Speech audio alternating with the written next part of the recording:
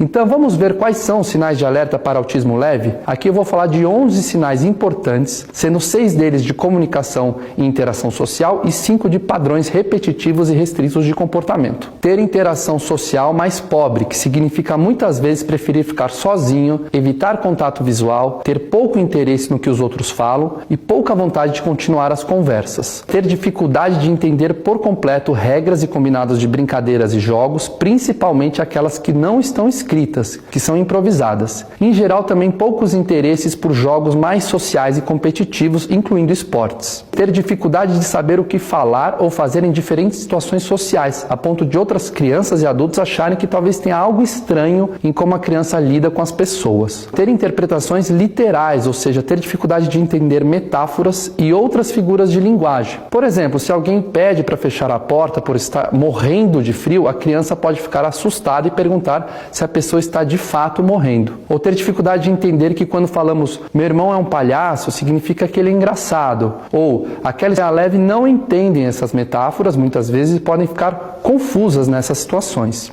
Na mesma linha, ter dificuldade de entender piadas, ironias, apesar de muitas vezes eles até fingirem que entendem. Por exemplo, quando está chovendo e alguém com cara frustrada fala que dia lindo para ir no parque, hein? A criança pode ser literal e interpretar que a pessoa está realmente feliz com a chuva, mesmo que o rosto dela mostre que ela está frustrada para ir no parque. Falar com um tom de voz diferente, que inclui fala às vezes até robotizada, ou um discurso pedante ou arrogante, como se a criança soubesse tudo e falasse com uma soberba o tempo inteiro, com ar de superioridade, ou até um discurso formal, exageradamente formal. E também pode ter uma conversa cheia de detalhes, uma conversa exagerada, detalhista, a ponto de cansar muitas crianças e adultos. Ter sempre o fascínio por um tipo de interesse ou atividade a ponto de querer só fazer aquela atividade ou só falar sobre aquele tema. Essa restrição pode estar num tipo de brinquedo, de filme ou de tema. Ficar intensamente incomodada, irritada ou desconfortável com mudanças em rotina, a ponto de ter dificuldades de ir em lugares novos,